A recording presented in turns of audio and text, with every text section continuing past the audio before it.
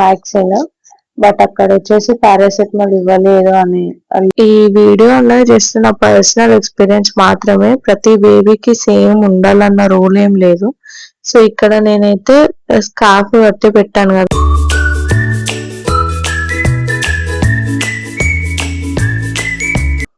Hi అందరికి, welcome back to my channel. ఈ రోజు మా బాబుకి 10 weeks వ్యాక్సినేషన్ జర్నీ మీతో షేర్ చేసుకోబోతున్నాను. నిజం చెప్పాలంటే చాలా టెన్షన్ గా ఉంది, ఎందుకంటే లాస్ట్ టైం వ్యాక్సిన్ వేయించినప్పుడు మా బాబు చాలా ఏడ్చాడు. సో అప్పుడు ఫీవర్ వస్తుంది కాబట్టి రాత్రంతా సరిగ్గా నిద్రపోలేదు. ఇప్పుడైతే బాబుకి కావాల్సినవన్నీ బ్యాగ్ లో రెడీ చేసుకుంటున్నాను. డైపర్స్, వైప్స్, ఒక ఎక్స్ట్రా డ్రెస్, ఫీడింగ్ కావాల్సినవి, టవల్స్ అన్ని తీసుకొని ప్యాక్ చేస్తున్నాను. ఎస్పెషల్లీ ఈ మన హాస్పిటల్ వ్యాక్సినేషన్ కార్డ్ ఇస్తారు కదా, అది కూడా తీసుకెళ్ళాలి. అది తీసుకెళ్ళకపోతే మనకు వ్యాక్సిన్ ఇయ్యరు. ఇది వచ్చేసి ప్రైవేట్ లో మాకు ఇచ్చింది. అంటే వాడు పుట్టినప్పుడు వేసిన వ్యాక్సిన్ అనేది మనకి డీటెయిల్ గా రాసి ఇచ్చారు, same with company name and అన్ని. సో నెక్స్ట్ టైం నుంచి ఇప్పుడు గవర్నమెంట్ హాస్పిటల్లో వేయించాలి కాబట్టి ఈ గవర్నమెంట్ బుక్ అన్నది మనం తీసుకెళ్తే వాళ్ళు అక్కడ మనకి ఇస్తారు. మళ్ళీ అదంతా చూసుకొని, ఇవి ముందు వచ్చేసి 6 weeks వ్యాక్సిన్, అది ఆల్రెడీ ముందు లాస్ట్ మంత్ వేసారు. సో ఇప్పుడు వేయాల్సినవి 2 వ్యాక్సిన్స్. అవి వచ్చేసి పెంటా 2, ఇంకా ఓరల్ పోలియో, రోటా వైరస్, ఇవన్నీ వేసి 3 వ్యాక్సిన్స్. ఓరల్ పోలియో, రోటా వైరస్ అనేసి డైరెక్ట్ ఓరల్ నుంచి మౌత్ లో వేస్తారు, ఇంజెక్షన్ ద్వారా కాదు. ఓన్లీ పెంటా 2 అనేది ఇంజెక్షన్ నుంచి ఇస్తారు. రైట్ సైడ్ కాళ్ళకి ఇస్తారు ఈసారి ఒకటే ఇంజెక్షన్. సో ఇప్పుడు ఇవన్నీ ప్యాక్ చేసుకొని ఈ బ్యాగ్ అయితే రెడీ చేసుకొని నేను రెడీ అయ్యి బాబుని రెడీ చేసి బయలుదేరా. ఇప్పుడైతే నేను బాబు ఇద్దరం రెడీ అయ్యి బయలుదేరుతున్నాము హాస్పిటల్ కి. సో ఇప్పుడు నేను తీసుకున్న బ్యాగ్ అయితే చూసారు కదా, చాలా హెల్ప్ అయింది. ఎందుకంటే మనకి హ్యాండ్స్ ఫ్రీ ఉంటది, వాళ్ళకు కూడా సేఫ్ ఉంటది కాబట్టి ఈ బ్యాగ్ లో తీసుకొని వెళ్తున్నా. ఇదైతే నాకు చాలా యూజ్ అయింది. మీకు కావాలంటే కింద లింక్ ఇస్తాను డిస్క్రిప్షన్ లో, చెక్ చేసుకోండి. సో ఇప్పుడైతే హాస్పిటల్ కి బయలుదేరాము. మేము వెళ్ళేది బైక్ పైన కాబట్టి సో బ్యాగ్ క్యారీ చేస్తున్నాను, కార్లో అయితే అవసరం లేదు. సో ఇక్కడ రిజిస్ట్రేషన్ అయితే అయిపోయింది, వెయిట్ చేస్తున్నాము. ఇక్కడ చాలా పిల్లలు ఉన్నారు, ఇంకా జనాలు. ఇంకా మా బాబు టర్న్ వచ్చేసింది.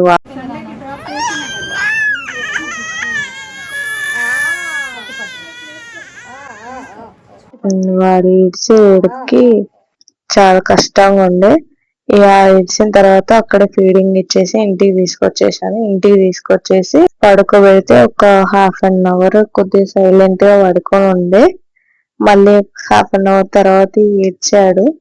కాసేపు ఏడ్చి ఇక ఫీడింగ్ ఇచ్చిన తర్వాత మళ్ళీ కొంచెం డల్ ఉంటారు కదా ఫీవర్ స్టార్ట్ అయితే, అప్పటికే డాక్టర్ చెప్పిన పారాసెటమాల్ ఇచ్చాను. కొంచెం కామ్ చేయడానికి, నవ్వేయడానికి ట్రై చేస్తున్నాను. బట్ చాలా డల్ ఉండే, అసలు ఎంత చేసినా కూడా నవ్వడం లేదు, ముచ్చట పెట్టడం లేదు, ఏం లేదు. సో ఇక మళ్ళీ ఫీడింగ్ ఇచ్చేసి ఇక ఎప్పుడు ఇట్లా బెడ్ లో పడుకోబెట్టకుండా నా దగ్గరే ఉంచుకొని నేనే ఎత్తుకొని ఉండే, ఎందుకంటే వాళ్ళకి కంఫర్ట్ ఉండాలి కదా.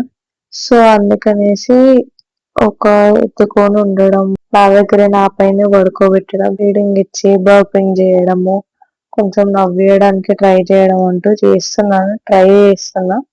సో ఇక్కడ కెమెరా చూపిస్తే కెమెరా కూడా చూడట్లేదు అసలు. సో బర్పింగ్ చేసిన తర్వాత మళ్ళీ పడుకోబెట్టేసా. ఈవినింగ్ 4 కల్లా పడుకున్నాడు. సో ఇప్పుడు పడుకున్నప్పుడు నేను ఏం చేశాను అంటే, నార్మల్ గా డైపర్ వేసేసి కాళ్ళు కదిలిస్తే వాళ్ళకి పెయిన్ అన్నది ఎక్కువ వస్తుంది కదా.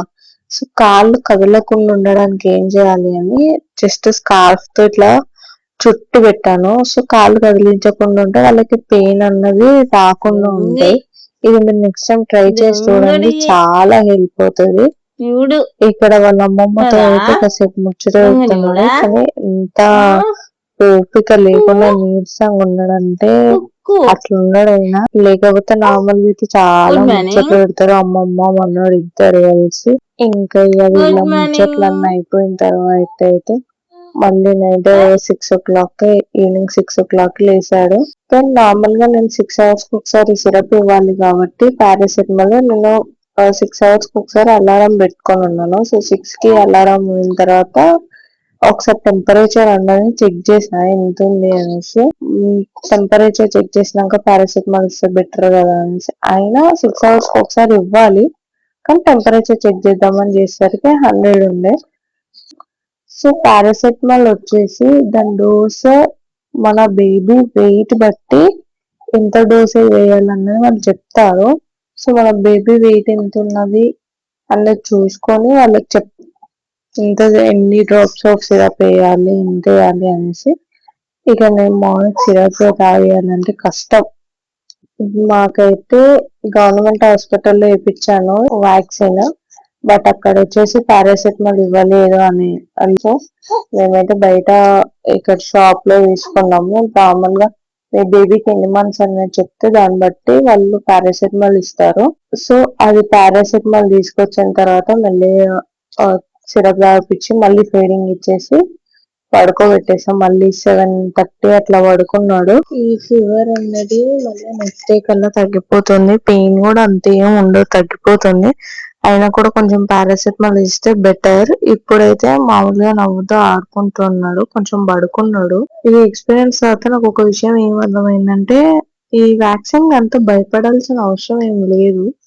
ఈ బేబీ అన్నది బాగా అబ్జర్వ్ చేస్తూ ఉండడం బెటర్. ఎందుకంటే టెంపరేచర్ అన్నది చెక్ చేసుకుంటూ ఉంటూ నీరసంగా ఉన్నాడు లేదా అన్నది చేస్తే అయిపోద్ది. ఇటుకి కాకుండా ఇంకేమైనా సిమ్టమ్స్ మీకు ఏమైనా కనిపిస్తే హాస్పిటల్కి వెళ్ళడం బెటర్. ఈ వీడియో అన్నది జస్ట్ నా పర్సనల్ ఎక్స్పీరియన్స్ మాత్రమే, ప్రతి బేబీకి సేమ్ ఉండాలన్న రూల్ ఏం లేదు. సో ఇక్కడ నేనైతే స్కార్ఫ్ కట్టి పెట్టాను కదా, సో ఇది 2 hours కి ఒకసారి తీసి ఐస్ పెడితే, ఇంజెక్షన్ వేసిన దగ్గర ఐస్ అన్న మనం పెడితే సో అక్కడ వ్యాక్సిన్ వేసిన దగ్గర గట్టకుండా ఉంటది అంతే.